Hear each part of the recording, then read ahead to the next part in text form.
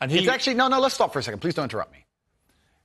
Here's why I know why you're good at your job. First, you interrupt people a lot, which is good. It's a good skill. Actually, and then there you go, prove me right. But here's exactly and the timing's good. Here's exactly what I do.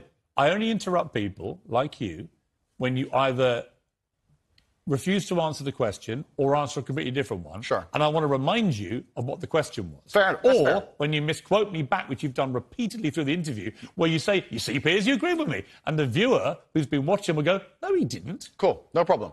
The other thing you do is you try and set these traps like now. So you're saying What's the trap you think I'm setting? You're saying that I agree with every single point of view a man has. I literally didn't say that. You're saying, well, you support Alex Jones. Why would you misquote me? Because you're saying you support Alex Jones and you said you've been on his podcast and he said this.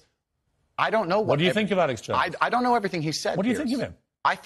I think on his podcast he was cordial. I think he was professional on his podcast. I've also done podcasts with rabid leftists and people who openly hate me. Alex Jones said that Sandy Hook didn't happen. It was staged by actors. Okay. This compounded the appalling grief of the families of those poor 20 children who were gunned to pieces by a lunatic with an AR-15 semi-automatic rifle. They were already grief-stricken beyond belief. And this guy poured petrol onto that grief quite deliberately to make a huge amount of money from his InfoWars fake news bullshit.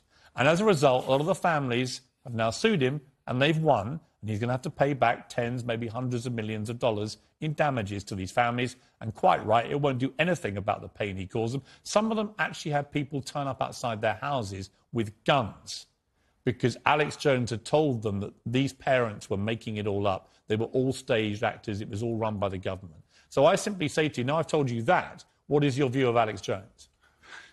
I don't see why any of that has to do with me. It's very interesting. I've done the guy's podcast. I know him well. He was professional and courteous to me. When I meet somebody and they show me respect, I show them back. Respect. That's what I do, as I did with you. You respect him? If somebody shows me respect and is courteous to me, I'm courteous back. It's if lame and let's move on. Putin had a podcast, would you go on it?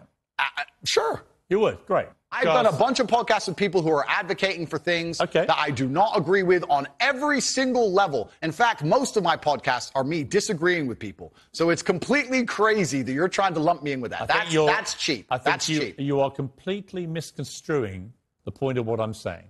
I think deliberately. No. What you're trying is a cheap trick. And I'm just making it clear to the audience. It's not a cheap trick. I'm just curious where your moral line is. It's a cheap trick. Where's your moral line? I disagree with the points of view with the majority of the people I do podcasts with. So it's a very cheap trick you're trying here. So when people invent vile things to make themselves rich off the back of families of little kids who've been blown to pieces with a machine gun or a semi-automatic version of a machine gun, I think that is actually a line I wouldn't cross. I wouldn't be happy to go on someone's podcast when they've been responsible for doing that. It's not about political views or differences of opinion over facts. It's about somebody deliberately inventing a pack of lies to compound the grief of families. And I'm curious, you don't think you have any need to go down any kind of moral quandary about people like that before you continue to allow them to use you for their own promotion. He didn't use me. He didn't use me for Why does he have you on the podcast? Because we disagreed and discussed points like we're doing with you right now. Did you call him out on that? Are you using me? We didn't discuss that. I'm not using you. I'm giving you a platform most people aren't giving you right now to show the world who you really are. Fantastic. So neither of us are using each other. I'm here on your show. I'm providing you with content. You're giving me a platform. And nobody's using each other. It's mutual. We don't agree on a whole bunch of issues. It's fine. And here we are. I think we've had a robust exchange.